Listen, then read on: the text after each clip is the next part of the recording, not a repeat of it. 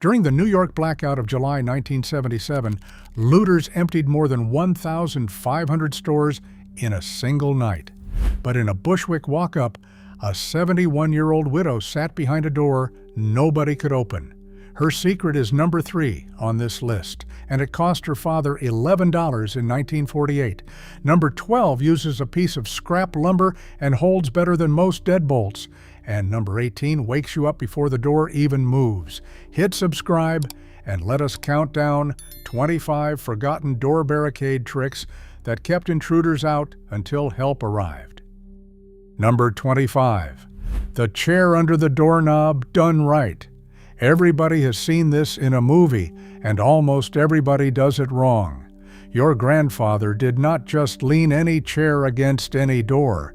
He used a straight-backed wooden kitchen chair, the kind with no arms, and he tilted it so the top rail wedged directly under the knob, while the back legs bit into the floor at roughly a 45-degree angle.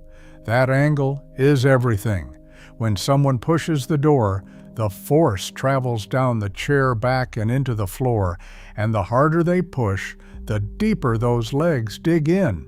On a wood floor, he would set the legs against a gap in the floorboards or a rug seam so they could not skate backward. A chair that cost $3 at a second-hand shop in 1950 could turn a hollow bedroom door into something that took real time and real noise to get through.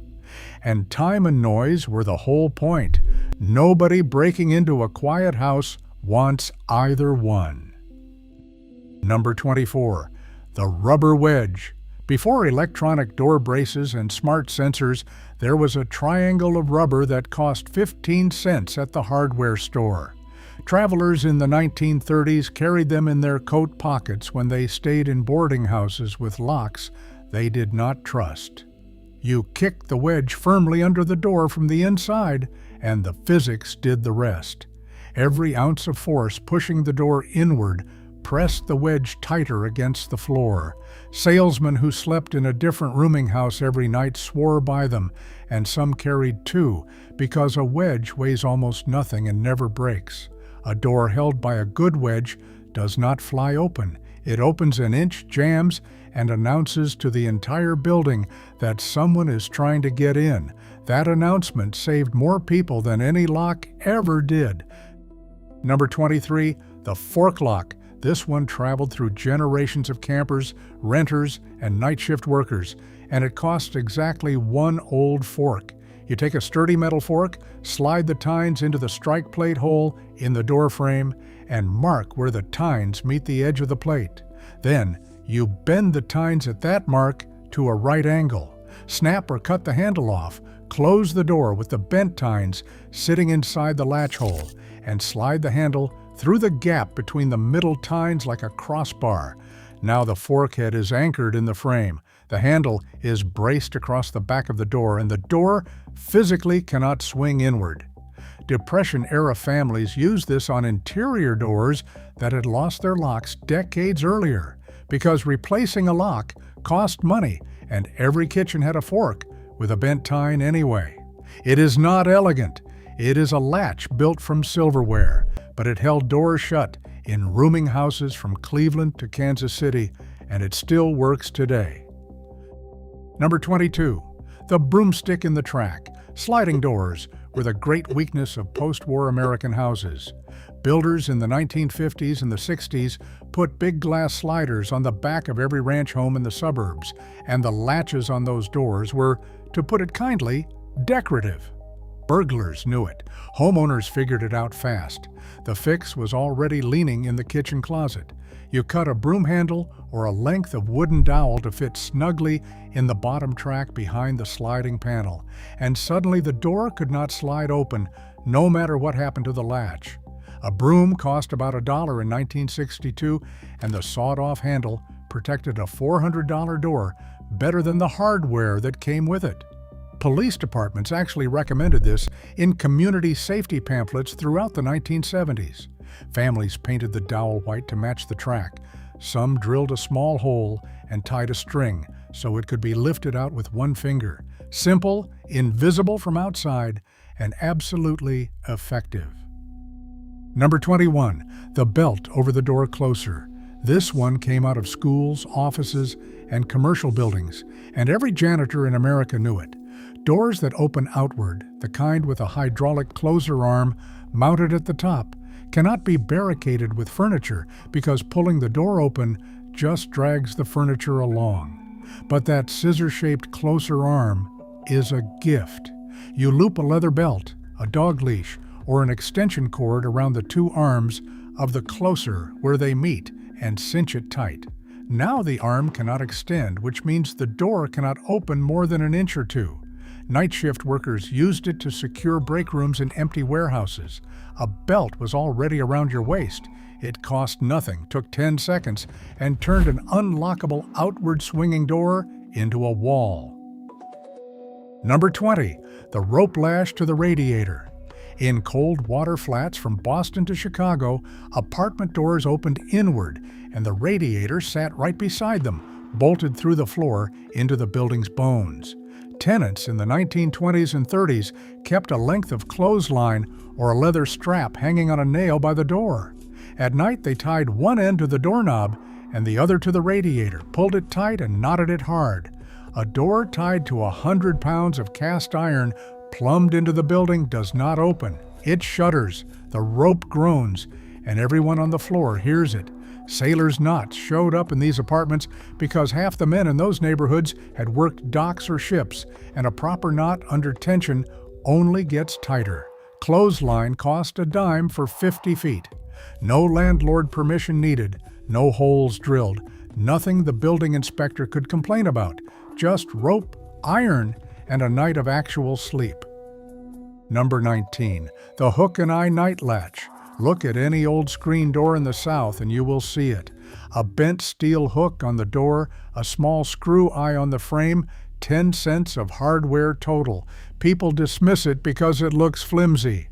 But your great-grandmother did not use one hook. She used 3.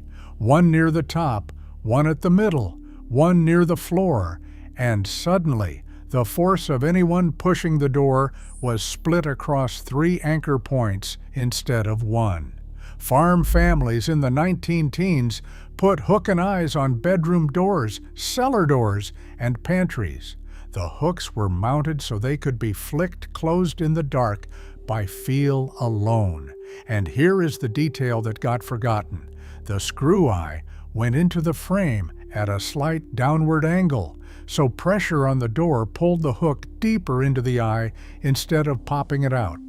A trick that costs less than a candy bar, installed with nothing but a screwdriver, and it kept generations of doors closed until morning. First pattern break. Here is what nobody tells you about doors. When a door gets kicked in, the lock almost never fails. The frame does. That strike plate on your door frame, the little brass rectangle the bolt slides into, is usually held by 2 screws about ½ an inch long, biting into a strip of pine trim. One hard kick delivers several hundred pounds of force to those 2 tiny screws, and the wood splits like a matchstick. Every trick on this list works because it refuses to play that game. A wedge uses the floor, a bar uses the walls, a rope uses the radiator. Our grandparents did not trust the lock because they understood something we forgot the moment deadbolts got shiny. The lock is only as strong as the wood it sits in, and the wood was always the weakest thing in the room. So they spread the load. They anchored the door to the house itself. That is not paranoia. That is engineering, done at a kitchen table for pocket change. Number 18. The cans on a string alarm. Before motion sensors, there was a length of twine in last night's soup cans. Families rinsed out tin cans, dropped a few pebbles or dried beans inside, and strung them on a cord tied between the doorknob and a nail on the wall, or simply stacked them in a small pyramid balanced against the inside of the door. If the door moved even an inch, the whole arrangement crashed onto the floor in a racket you could hear through 2 walls. During the Depression, when hobo camps sat outside half the towns in America, farm wives set can alarms on the back door every single night. The genius is not that can stop anyone. They do not. The genius is that an intruder's entire plan depends on silence, and the cans destroy it in the first second. A startled burglar does not push forward, he runs. Total cost? Nothing. Installation time? 30 seconds. And you get to eat the soup first. Number 17. The rolled rug threshold jam. Hard floors were a barricade's worst enemy. A chair or dresser shoved against a door on smooth oak or linoleum just slides backward when the door gets hit. So people in the 1940s rolled a heavy rug into a tight cylinder and wedged it lengthwise between the bottom of the barricade and the nearest wall, or packed it into the gap at the base of the door itself. The rug did two jobs. It filled space so nothing could slide, and it absorbed impact like a cushion, so each hit on the door lost half its energy before it ever reached the furniture. In small apartments where the opposite wall was only 5 or 6 feet away, a rolled rug plus a dresser created a compression brace across the entire room. Renters loved it because it needed no tools and left no marks. Come morning, the rug went back on the floor and no one ever knew. Number 16. The wooden turn button. Walk into any barn built before 1930 and you will find these on half the doors. A small block of wood, maybe 4 inches long, mounted to the door frame with a single screw through its center, loose enough to spin. Turn it horizontal and it overlaps the door, holding it shut. Turn it vertical and the door swings free. Farmers whittled them from scrap oak in 10 minutes, and they put them on smokehouse doors, cellar doors, and the inside of bedroom doors. The forgotten refinement was size. A turn button cut from inch-thick hardwood, mounted with a heavy lag screw instead of a wood screw, is shockingly strong because the force of the door presses flat against the whole block rather than pulling on a latch. Some old houses in Appalachia had turn buttons at the top and bottom of the door, spun shut every night as automatically as blowing out the lamp. Free, silent, and made from wood that was headed for the stove anyway. Number 15. The bed against the door, not dramatic furniture shoving, a method. In small rooms across boarding houses and tenements, people positioned the bed frame so its foot pointed at the door, then pulled it snug against the door at night, with the headboard touching or nearly touching the opposite wall. A bed is the heaviest thing in most bedrooms, and lying in it adds another 150 pounds of ballast. But the real trick was the headboard-to-wall contact, which turned the entire bed into a compression strut. The door could not open without pushing the bed could not move without pushing the wall, and the wall was not going anywhere. Single working women in city rooming houses in the 1920s arranged their rooms this way the day they moved in. It cost nothing. It worked while you slept, and pulling the bed back each morning took less effort than making it. Number 14. The dresser tip and wedge. Sliding a dresser in front of a door is what panicked people do. Tipping one is what prepared people did.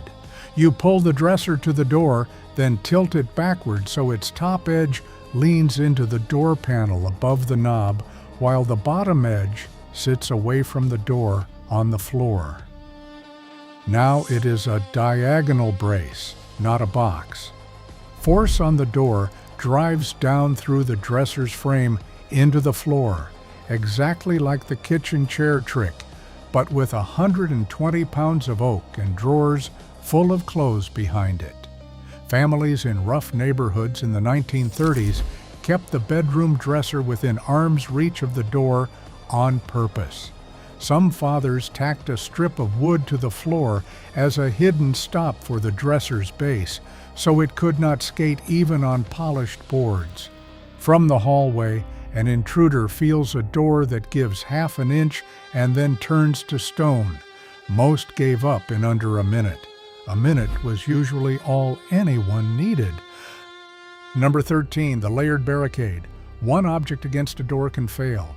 3 objects rarely do, and people who lived through dangerous times learned to stack their defenses in order. The wedge went under the door first because it acts instantly. The chair went under the knob second because it braces the mid-height where kicks land.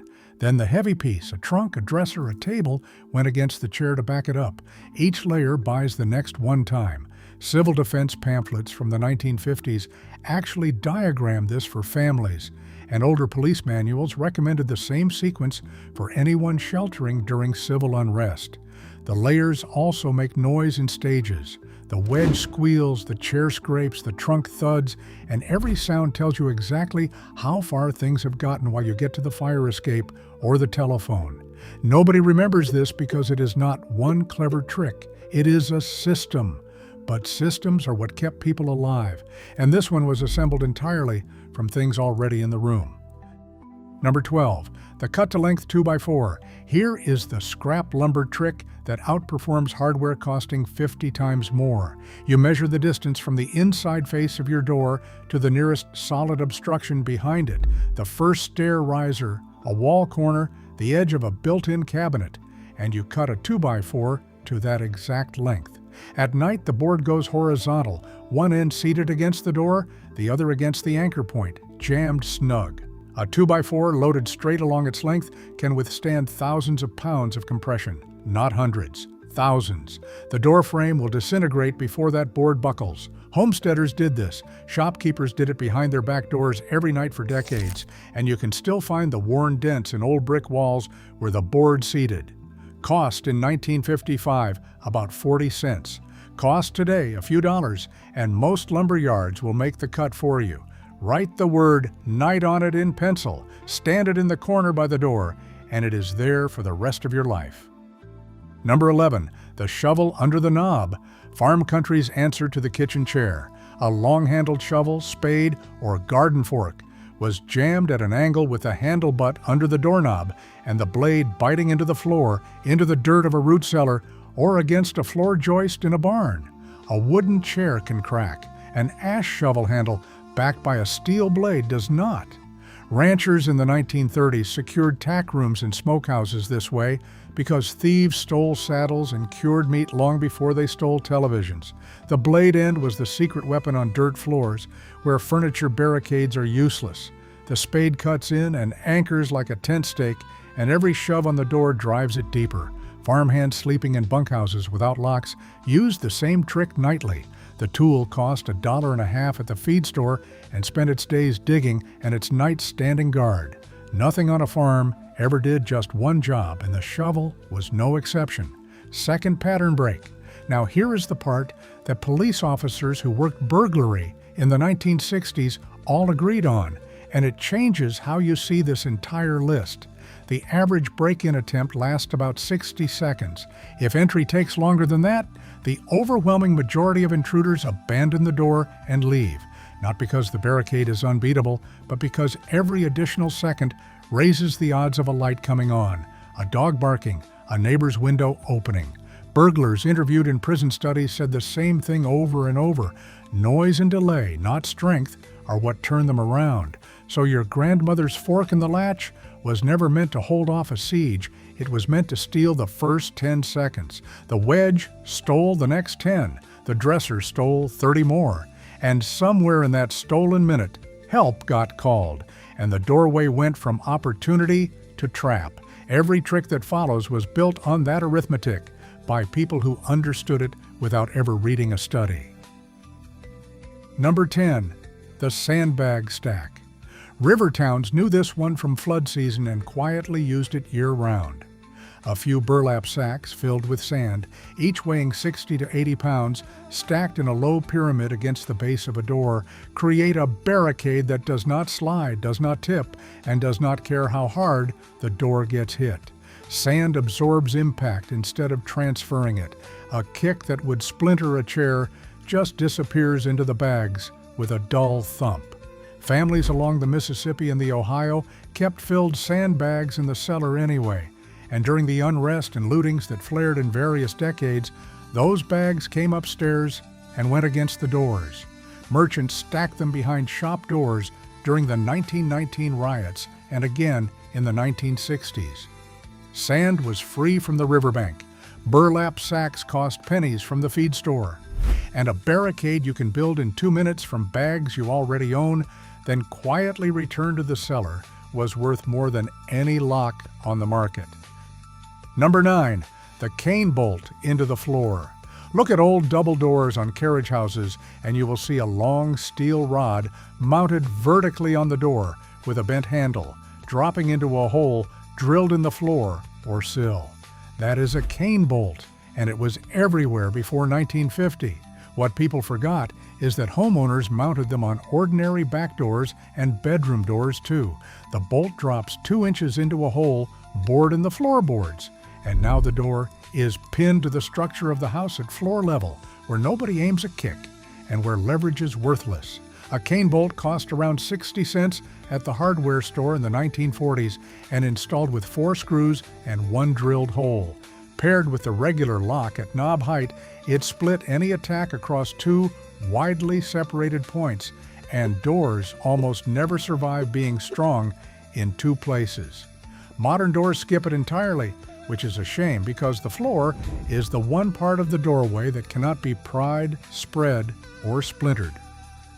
Number 8. The 3-inch screw trick. This is the invisible barricade, and it might be the single smartest item on this list. Take the strike plate on your door frame, remove the stubby 1/2-inch screws the builder used, and replace them with 3-inch steel screws.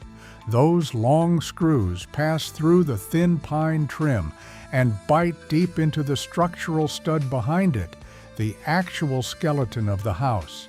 Do the same for the screws in the door hinges. Carpenters in the 1950s did this quietly for widows and night shift families in their neighborhoods, and it turned a door that failed in 1 kick into a door that absorbed a dozen. Nothing changes visually. The door looks exactly the same, but the force of an impact now has to tear a 2x4 stud out of the wall instead of splitting a strip of trim. A handful of long screws cost $0.25 back then and cost a couple of dollars now, and it remains the best strength per penny upgrade a door has ever known. The old-timers called it screwing the door to the house, which is exactly what it is. Number 7, the nail and hinge trick. Doors that open outward, like many cellar and porch doors, expose their hinge pins to the outside, and everyone knew a pulled pin meant the door lifts right out. The forgotten fix took 1 nail and 10 minutes. You open the door, remove 1 screw from the frame side of each hinge, and drive a heavy nail into that hole, leaving about 1/2 inch of it sticking out. Then you drill a matching hole in the door edge directly opposite. When the door closes, the nail seats into the hole, pinning the hinge side of the door into the frame. Now, even with every hinge pin pulled, the door cannot be lifted or pried off. It is locked to the frame by steel pegs hidden inside the joint. Farmers protected root cellars this way in the 1920s. Hardware companies eventually sold the same idea as security studs for several dollars a set, but a coffee can of old nails already held a lifetime supply, and your great-grandfather knew it. Number 6, the Charlie bar. Sliding patio doors got a second famous fix beyond the broomstick, and this one worked at waist height, where you could reach it without bending. A hinged metal or wooden bar was mounted to the doorframe at the middle of the slider, folding down horizontally to brace against the sliding panel's edge. Hardware stores sold them as Charlie bars, starting in the post-war suburb Boom. But plenty of fathers made their own from a length of 1x2 and a single bolt as the pivot. Folded up, it clipped flat against the frame, invisible behind the curtain. Folded down, the sliding door was braced against the entire frame and would not budge, even if the latch was broken, even if the door was lifted in its track. $1 of wood, 1 bolt, and the biggest glass weakness in the American home was closed for good. Number 5, the door porter. The Victorians made doorstops into an art form, casting them as iron dogs, lions, and flat-backed figures weighing 10 to 25 pounds, and they called them door porters. Decor, yes, but those flat cast iron wedges were also the heaviest precision barricade tool ever sold for a household shelf. Kicked firmly into the gap under an inward opening door, 20 pounds of iron with a wedge-shaped base does what a rubber stopper does, multiplied by 10. The mass resists the initial impact. The wedge geometry converts the push into downward grip, and on a wooden floor, the iron edge actually bites into the boards. Households in the 1890s set the porter against the front door every night as routine, the same way we charge our phones.